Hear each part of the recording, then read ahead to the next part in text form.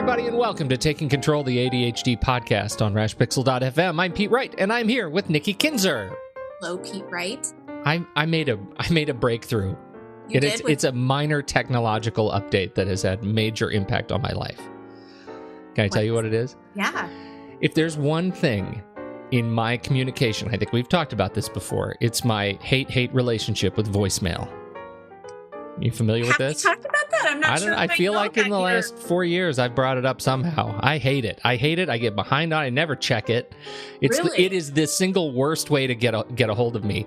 And that's good to know. Well, right after years of having this relationship with voicemail, I changed my outgoing voicemail greeting yesterday. And I said, "Hey, thanks for calling. You know, I love that you called. Don't leave a message." Because I'm not checking Because I'm not checking them. And, you know, I was kinder than that. But it was like, you could text the same number that you just called. You could, my life has been dramatically improved just in the last 24 hours. I have gotten the funniest emails and texts from people who have said, "Oh my God, finally you have woken up to the fact that you are terrible with voicemail." That is awesome. It is so awesome. I wish I could turn it off. That is the one channel of reaching into me that I wish I could just turn off. And it's really hard to do that. You have to call AT&T. You have to change the service. It's hard to do. Well, but you know what, Pete? I think you're doing a pretty good job turning it off. And I do that in quotes when you tell people don't leave a message. Yeah, please don't leave a message. It's not a good, right. You know, I actually say, you can go ahead and leave a message. Just know that I'm not going to hear it. And then this is what on my phone, I removed the phone from my home screen. Your home screen? Think about that. What are you talking about? You know, on my phone. So I use an iPhone, and you know, there's the phone app, the little green phone. You removed that. That's not even. You just it's like any other app. You just hold down and drag it onto another screen. But I realized when I call people, if I need to call them, I always use voice dialing, right? Mm-hmm. So you don't even use it. I don't even use the phone, and so I got rid of it. And it's like I feel 1,000 pounds lighter. And that's the whole reason I'm telling you this is because today we are talking about creating positive energy in your life. And you did that. Nikki, it is a brave new world. I love it so much. So before we dig into the nuts and bolts, you should head over to takecontroladhd.com, get to know the show a little bit better. You can listen right there on the website or subscribe to the mailing list. We would love it if you'd subscribe to the mailing list, and you'll get an email with the latest episode each week. You can connect with us on Twitter or Facebook at Take Control ADHD, and call us, as always, 503-664-4ADD. And that doesn't go to my phone. No, it does not. It comes to me. That's part. I check them. That's right. We would love to hear from you, and that I do mean seriously, please. Just not on my personal phone. So anyhow, Nikki, why are we talking about positive energy in your life today? Well, you know, I thought about this, and I thought, what a great follow-up from our show last week when we interviewed Dr. Kirsten Milliken. Was she a hoot? Yes, I love her. Have you dyed your hair? Positive energy. What's that? Have you dyed your hair? No. You're not going to go pink? Flamingo? No. My daughter would, but I wouldn't. No. Oh, shit. But that's okay. That Kirsten Milliken, she's a gem. She is, and I love her energy, and I love her book, and I highly recommend people checking that out. April 1st, I believe she said, right? Yeah, April 1st. Yeah. Yes. Yeah. She's one of those. Do you have a list of your best friends that have never met you yet? Do you know what I'm talking about? I've never even thought of that. Oh, totally. It's like your aspirational friends. They're like people who are, you know, they may be movie stars, they may be, you know, whatever, thinkers in your field, authors, whatever. They're people when you see them, you're like, wow, we would totally get along. I know that person would really dig me. I didn't even know that Kirsten Milliken was on my list because I had not heard. Now. She totally is now. And now that we've done a podcast together, I feel like I could check that one off the bucket list. Yeah. No, I could sense that. I knew you that you liked her. Now we're tight. Now we're yeah. Anyhow, you were saying. I definitely love the message that she's bringing. And so I thought a great follow-up would be how to create positive energy. Obviously, read her book would be one way to do that. But have you noticed like how much energy is just contagious? Oh, yes. Oh, goodness. It's almost every morning in my house. Do you know what I mean? Either a good day or a bad day. Oh yeah, no, it's one of those things. It's like it depends, and you know what? I can actually pinpoint who is responsible for setting the tone if it goes unchecked for the entire house on a given day. I can trace it back to a specific moment every day. Yeah. Do you have one person that tends to be one way, like, and the other person tends to be like another way, or does everybody kind of change roles as far as if they're happy or sad or mad or? It tends to be seasonal. Oh, okay. And it's my kid. I blame my kids because it all depends on how well they get out of bed in the morning. Right. And when it's still dark out, because up here, up in the hinterlands, it's dark late. Yeah. And generally in the deepest of winter, my daughter wakes up really grumpy, and that sets the tone for the whole thing. But once the sun starts coming out, then it's my son. And he refuses to get out of bed, even when the sun is out. And so we're in the middle of that transition between who is grumpy and who's not. And so every morning, it is that conscious effort on behalf of myself and my wife to create and cultivate some positivity around what is otherwise a temperature-setting event.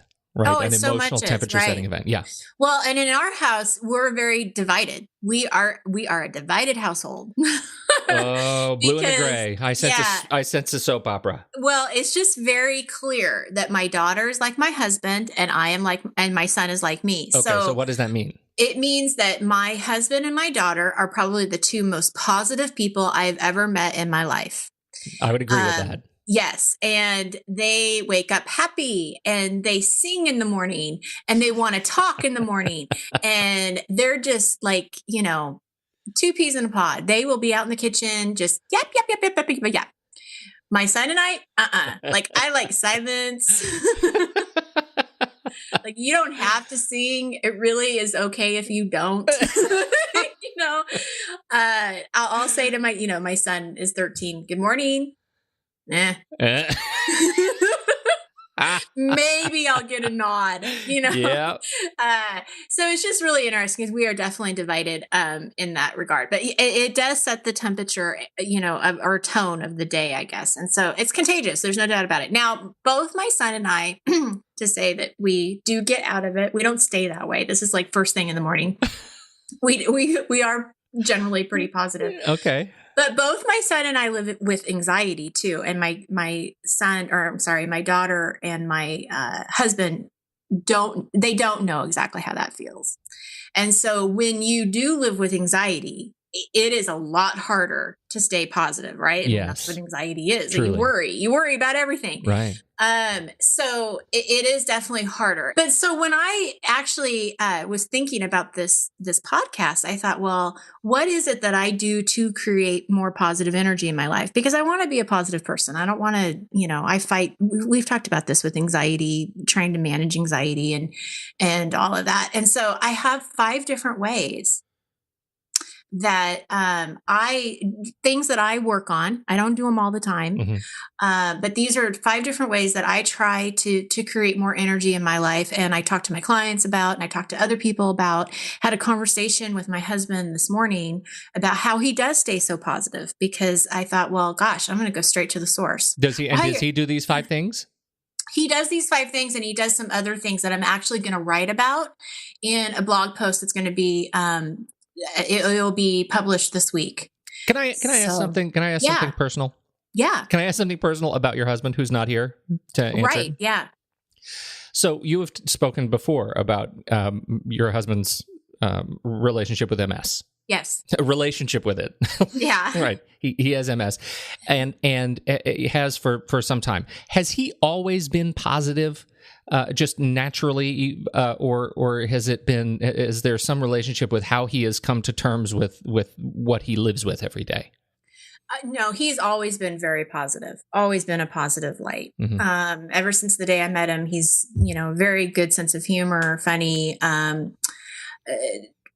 think that the diagnosis of MS certainly put a different perspective on things, as anybody that's living with a chronic illness and anybody that lives with ADHD, right? I mean, it kind of all goes the same. Exactly. When you have something that isn't quite I don't know how to explain it. You know, you have to live with it. You have to manage it somehow, but you still want to live a healthy, well, I wouldn't say healthy.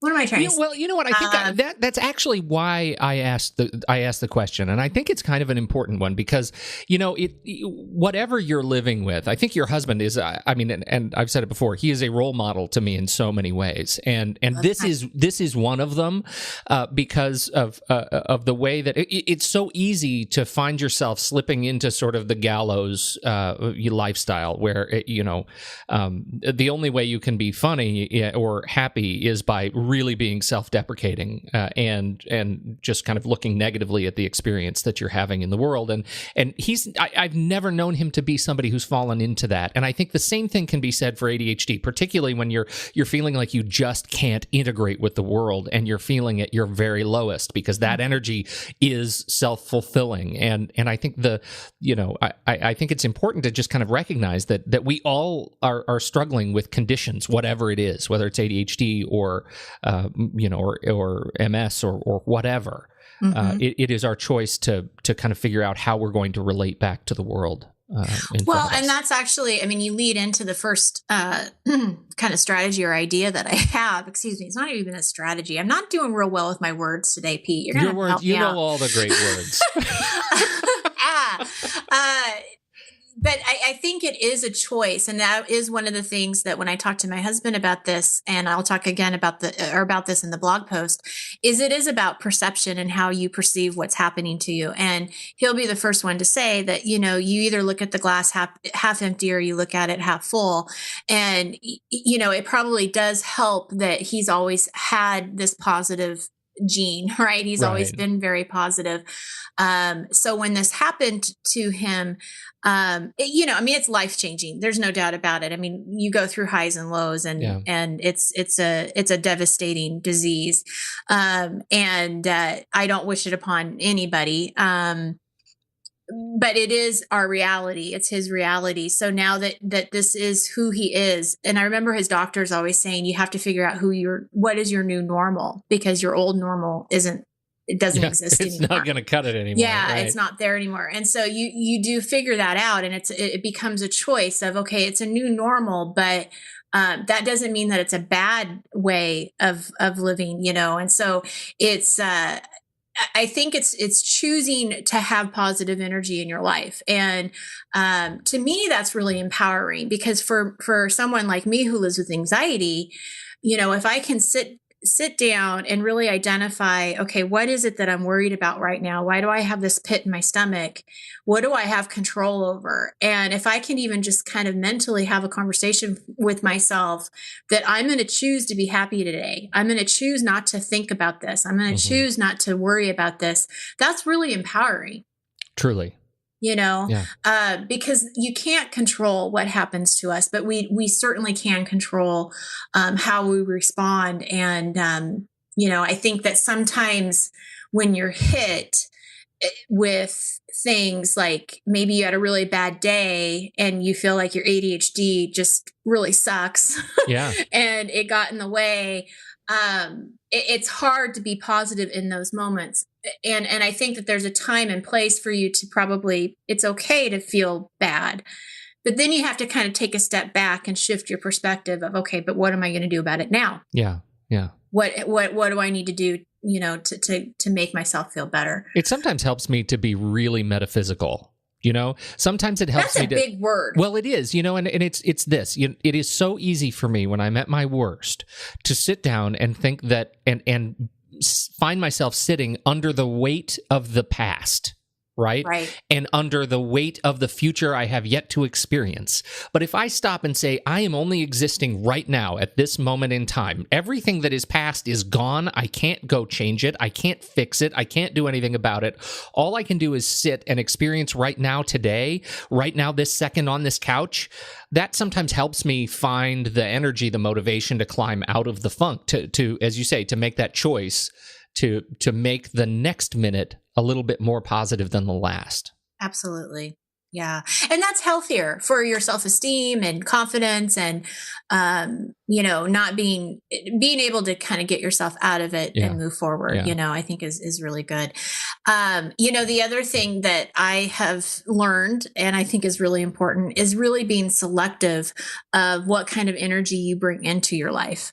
And so what I mean by that, and I think we've talked about this before, I don't watch the news very often anymore because it is so depressing. Yeah. And all the things with the political world right now. Yeah. I mean, it's just so depressing to me. I just don't want to be around it. So I don't watch the news. And I typically, when I make dinner, I typically have the TV on, and I used to always have the news on. And now I don't watch TV. I'll either listen to music or I'll listen to a podcast, or I'll watch like an old sitcom, like a Friends or something that I know is going to make me laugh. Yeah. Right. But I really, specifically, or I'm very intentional about what I put in. And it's the same thing with like reading books. I know that there's people that feel guilty if they don't finish a book, but I'm like, hey, if you don't like it, don't finish it. Jump off that train. Seriously. Yeah. But I think it's really looking for things that inspire you. And I think that's really important when you are feeling anxious or feeling kind of blue or negative about your day. Then it's really important that you're more intentional about what you're bringing into your mindset. Right. And Brad, my husband, said the same thing. He really pays attention to the people that lift him up. And those are the people that he tends to want to be around more, or the people that are very positive and are uplifting. And that's important. Yeah. So this next idea to create more positive energy in your life may surprise you a little bit because you don't hear a lot about this, is not to gossip. I like this one. Yeah. It's really interesting. Right? Because there really isn't anything positive about gossiping. Yeah. And I recently watched a video from Brene Brown, and she was kind of talking about trust when she was talking about gossip. But she was saying, you really can't trust someone who is gossiping about somebody else because they probably are going to be gossiping about you too. Yeah. And I just thought, wow, that's so true. And I think, I don't know about men because I'm not a man, but I know as a woman, it's really easy to get, to fall into that trap. And it's not that you're being mean, or you're talking bad about people, but it's really easy to get together with a group of girlfriends or a group of moms in the parking lot and talk about, did you hear about this? Or did you know what I mean? Yeah. And you're not alone. And men like to say, oh, men don't gossip. Men don't think that deeply enough. But it's really, it's anybody can fall into this trap. This does not necessarily fall on gender lines. This is something that is all about how you're wired to relate to the world, I think. And yeah, exactly. Yeah. And you're right. And I do fall into that trap. I have in the past, and I try to, it's again, I think when I'm at my most centered, I realize that what I am largely wanting to gossip about is the stuff that I'm trying to integrate into my understanding of whatever this person is going through, right? Whether it's a divorce or an affair or whatever, it's usually because, oh my gosh, I have to figure out how to relate to this and I need to talk about it out loud. And sometimes it's not malicious, but it almost always appears malicious. Well, and sometimes you don't feel bad, or you do feel bad. You feel bad about having that conversation. And so I think that when you're in a situation where the conversation is starting to lead that way, one of the ways to create positive energy in your life is to just, avoid the conversation altogether. Yeah. Change the subject, get out of the situation. If you're at a party, leave that circle of or that group of people and go somewhere else or whatever. Sometimes I think you're going to feel better. Yeah. And sometimes gossip comes out of a social anxiety too. So if you're dealing with anxiety, I know I feel like this when I'm feeling most anxious in social situations, because I'm not very good, I don't think, at social situations, like going to parties and things. I know I'm not good at it. I don't really like it because I'm uncomfortable with it. And sometimes gossipy stuff is low-hanging fruit to get a conversation started. Yeah, right? That's true. Hey, did you hear about so-and-so? And, mainly the exercise around dealing with social anxiety is practicing coming up with topics of conversation that don't involve other people in your social group. Exactly. Right. Unless you're celebrating them. Right. That's a great way to build more energy. It's like, oh my gosh, did you hear this? Somebody just got something published or won an award or started a new podcast about ADHD and they're really smart and funny. And awesome. Yeah. Awesome. Okay, so speaking of podcasts, remember when we did that wonderful interview with Casey about mindfulness? Oh, Casey. Yes. Yes. Yes, I do. Another delightful individual. Yes, for sure. And that is definitely, I think mindfulness is a great practice to create more positive energy in your life, especially if you're starting to feel kind of anxious, just to take a moment to stop and breathe. And just that simple exercise of 5 deep breaths. I don't know what it is. There's got to be something there, but it just immediately makes you feel more calm and more positive, because when you're more calm, you're more positive. Yeah. Right. So, totally. And it's just a really great way, I think, too, of remembering that, you know, the only thing you really have control over is the present moment. And that just takes you back into that. So great way to create positive energy in your life. This last tip I have, I just love intentional kindness. Who doesn't love intentional kindness? You know, and I think that just brings so much positive energy in your life when you make a point to smile at a stranger or to hold the door open for someone, helping somebody that looks like they may need some help, you know. You know what you do today? Look at you, go to Facebook. I know you're on Facebook. Go to Facebook, and anybody where it says, hey, so-and-so is having a birthday today, don't post on their timeline, call them. Right. Yeah, absolutely. Yeah. It'll change your day. Yeah, absolutely. I love that. Well, and I would encourage people to do this all the time, right? Intentional kindness throughout your life and day, and really make a point to do it. If you're a parent, I really suggest that you do it in front of your kids. And I know that seems like really intentional. Like, am I trying to hanging get a flag on it a little bit? Yeah, or like you're trying to get something out of just being kind. I mean, I know that seems kind of strange, but there is something about that I think, I mean, because they're looking at you as a role model. And I'll just give you a quick example. We were at the grocery store and I was with my daughter, and there was a lady who was in a one of those scooter type of things, and she was at the frozen foods section, and I could tell that she was having some trouble getting the food that she needed, and her chair kept getting kind of in the way of the door. And so I stopped and I said, can I help you? And I opened the door for her. And at first she said, oh no, I'm okay. And then something fell. And she's like, oh, I guess I need some help. I'm not okay anymore. Yeah. And she kind of made a joke out of it, and I helped her. And my daughter was with me, and she's like, well, Mama, that was really nice of you to do that. Oh. And I certainly did not do that just because my daughter was with me. I did it just to do it. But I thought it was also very sweet that she noticed, because when they notice things like that, they'll do that. And what are we doing? We're spreading kindness that way. Oh, that's so nice. Right? Yeah. Yeah. So I like that. Intentional kindness. I have another story to share with you. Oh, okay. Let's do it. This is a long podcast. We have a lot to talk about. I know. Creative energy. So this podcast, this outline, these ideas that I'm giving you, were actually originally a blog post. And when I wrote it out, I was inspired by a few different people in my life. And one of those people actually happens to be my editor, who edits the blog posts and the newsletters for me. And she obviously edited this blog post before I decided it to be a podcast. And she wrote back to me, and I want to share with what she said. So this is what she had to say.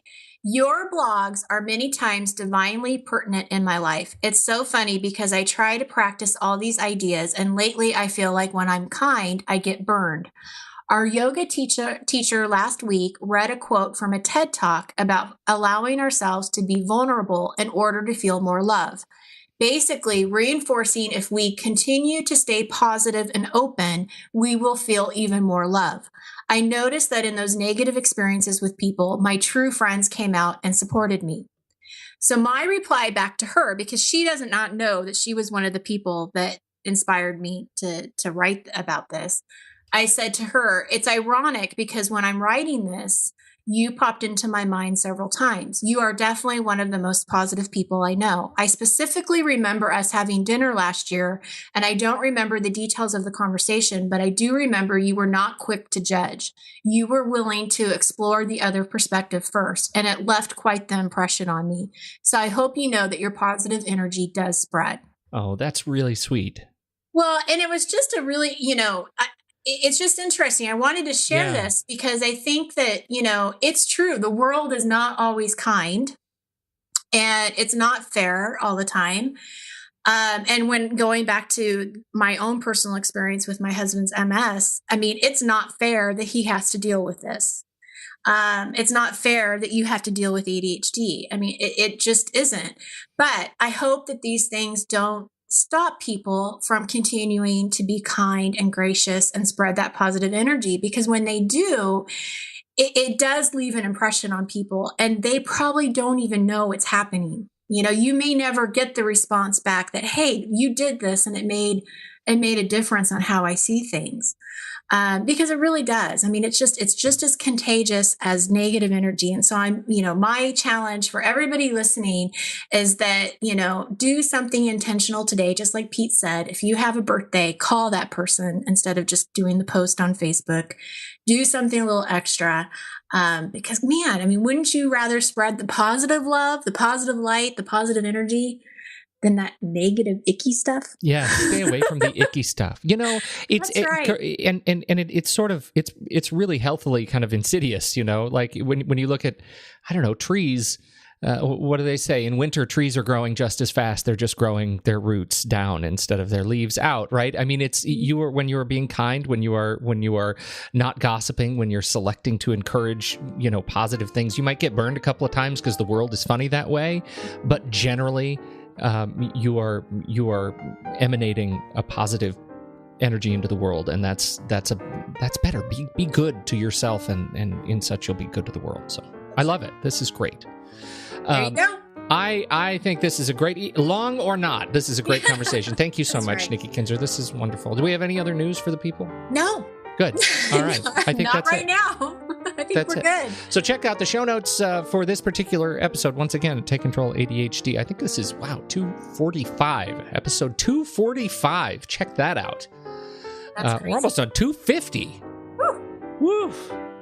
Anyway, 245 on the website. Head over there. You'll find all the show notes, links to past podcasts that we mentioned on the show, and you can subscribe once again on iTunes. On behalf of Nikki Kinzer, I'm Pete Wright, and we'll catch you next week on Taking Control, the ADHD podcast.